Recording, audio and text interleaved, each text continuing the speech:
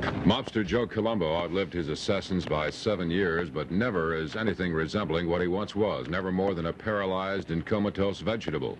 2 weeks ago, in critical condition, Colombo was taken to a hospital at Newburgh, New York, and that's where he died last night at 54 years of age. Lawmen seem to feel that his death will mean nothing in the power structure of organized crime because Colombo, in effect, was killed at Columbus Circle on June 28th of 1971. Steve Bauman recalls the Colombo career and the decision that brought his demise. Back in the spring of 1970, many people found it rather hard to believe. Joe Colombo had organized a picket line around FBI headquarters in Manhattan.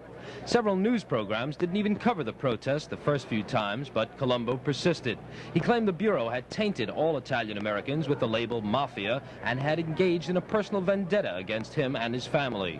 A couple of months earlier, his son had been arrested on a charge of melting down U.S. coins for their silver value. He would later be exonerated.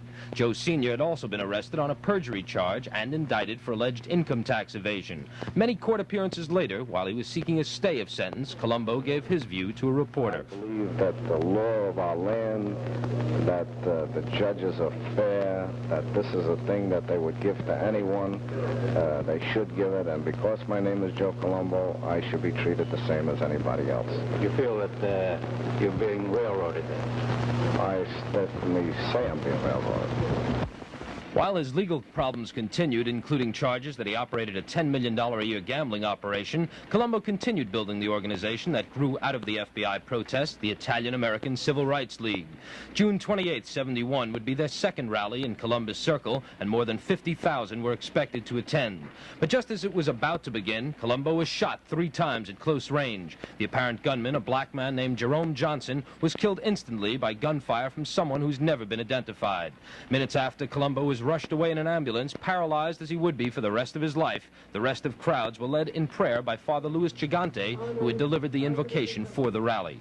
Let us sustain our daily bread and forgive us our trespasses, as we forgive those who trespass against us. Today, Father Gigante described Colombo as a man who had unified the Italian-American community. Absolutely. We asked if it wasn't possible that the first protests against the FBI were meant as counter-pressure for his own legal problems. The so-called crime lords and the people who are supposed to be organized crime, and they go after them, and they'll persecute them, and they'll oppress them. And so I don't think he did this to offset that. What he did was to go and defend his son. It's widely believed that the beginning of protests against the FBI further exacerbated friction between Mr. Colombo and his associates and other fields of influence, such as the Gallo group.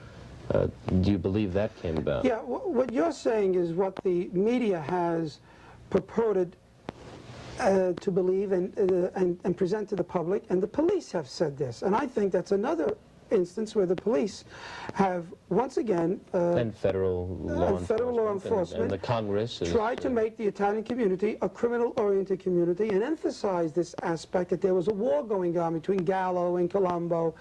Well, what their differences were, I do not know. There may have been. But I do know one thing. It had nothing to do with the Italian-American Civil Rights League. Whatever the reasons, when Joe Gallo was gunned down in a Mulberry Street clam house in early '72, law enforcement agencies attributed it to revenge for the Colombo shooting. A man described as a Colombo enforcer was eventually indicted for the Gallo murder, but he was never booked. And neither so-called crime family has reportedly regained the power it held before the warfare that left them both leaderless some 7 years ago. This is Steve Bauman, Channel 5 News.